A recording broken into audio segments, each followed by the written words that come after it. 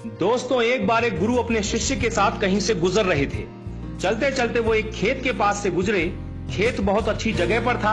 वहां की जमीन बहुत उपजाऊ थी, पर उस खेत की हालत देख के लगता था कि उस खेत का मालिक उस पर जरा भी ध्यान नहीं देता है। पूरी तरह से उजाड़ सी हालत थी उस खेत की। खैर, दोनों को बहुत प्यास लगी थी, तो वो खेत के बीच में बने एक टूटे फूटे घर के सामने पहुंचे। दरवाजा खटखटाया। अंदर से एक आदमी निकला। उसके साथ उसकी पत्नी और 3 बच्चे भी थे। सभी फटे पुराने कपड़े पहने हुए थे।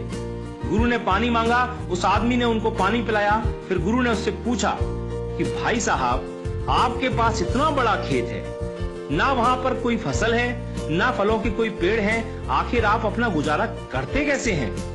आदमी ने जवाब दिया, जी हमारे पास एक भैंस है, वो काफी दूध देती है, उसको बेच के कुछ पैसे मिल जाते हैं और बचे दूध का सेवन करके हमारा गुजारा चल जाता है। चूंकि शाम काफी हो गई थी, तो गुरु और शिष्य ने रात को वहीं रुकने का तय कर लिया।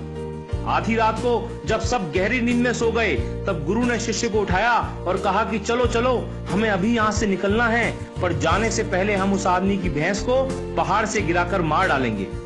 ऐसा करने का शिष्य का जरा भी मन नहीं था। उसे यह बहुत गलत लगा, पर वो गुरु की बात को टाल नहीं सका। तो वो भैंस को मारकर रातों रात वहां से गायब हो गए। ये बात शिष्य के मन में बैठ गई थी। 10 साल के बाद वो शिष्य एक सफल आदमी बन गया, तो अपनी गलती का पश्चाताप करने के लिए और उस आदमी की मदद करने के लिए अपनी कार से उस खेत के सामने पहुंचा। पर वहां उसने देखा कि उजाड़ खेत एक शानदार फलों के बगीचे में बदल चुका था। टूटे फूटे घर की जगह एक शानदार बंगला खड़ा था। जहां एक अकेली भैंस बंधी होती थी, वहां कई अच्छी नस्ल की गाय और भैंसें बंधी हुई थी। शिष्य ने सोचा कि शायद वो परिवार अपनी जमीन किसी को बेच के कहीं चला गया है, और ये सोचकर वो वापस लौटने लगा, तो उसे खेतों में वही 10 साल पहले वाला आदमी दिखाई दे गया। शिष्य उसके पास पहुंचा, बोला, शायद आपने मुझे पहचाना नहीं, 10 साल पहले मैं आपसे मिला था।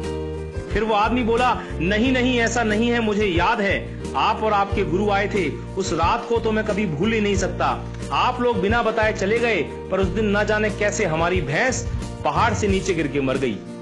कुछ दिन तो समझ ही नहीं आया कि क्या करें, पर जीने के लिए कुछ तो करना था, सो लकड़ी काट कर बेचने लगा।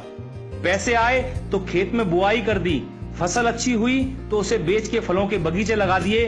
काम अच्छा चल पड़ा और आज मैं आसपास के 1000 गांवों में सबसे बड़ा फल व्यापारी हूँ। शिष्य बोला, ये काम आप पहले भी तो कर सकते थे।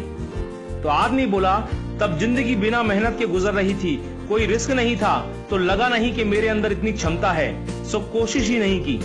पर जब भैंस मर गई तो हाथ पांव मारने पड़े और फाइनली मैं यहां तक पहुंच गया। दोस्तों, कई बार हम भी परिस्थितियों के इतने आदी हो जाते हैं कि उसी में जीना शुरू कर देते हैं, चाहे वो कंडीशन कितनी भी बुरी क्यों ना हो। यहां तक कि हम अपनी नौकरी से कई बार इतनी नफरत करते हैं, पर फिर भी उसे पकड़े पकड़े जिंदगी बिताने लगते हैं।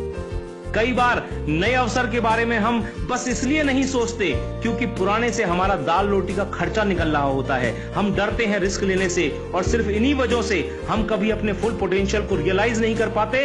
हम अपनी क्षमताओं का पूरा उपयोग नहीं कर पाते, जिससे हमारी लाइफ कहीं बेहतर बन सकती है। दोस्तों, सोचिए कहीं आपकी लाइफ में भी कोई ऐसी भैंस तो नहीं है जो आपको एक बेटर लाइफ जीने से रोक रही है। आपने कहीं उस भैंस को बांध के तो नहीं रखा है, और यदि लगे कि ऐसा है तो आगे बढ़िए, हिम्मत करिए और काट के फेंक दीजिए उस रस्सी को जो आपको बांध के रखी हुई है। दोस्तों, आपके पास खोने के लिए सिर्फ वो एक भैंस है, यानी जरा सी चीज, पर पाने के लिए आपके पास सारा जहान है। Sky is the limit. मैं शैलेंद्र सिंह, आपका दिन शुभ हो।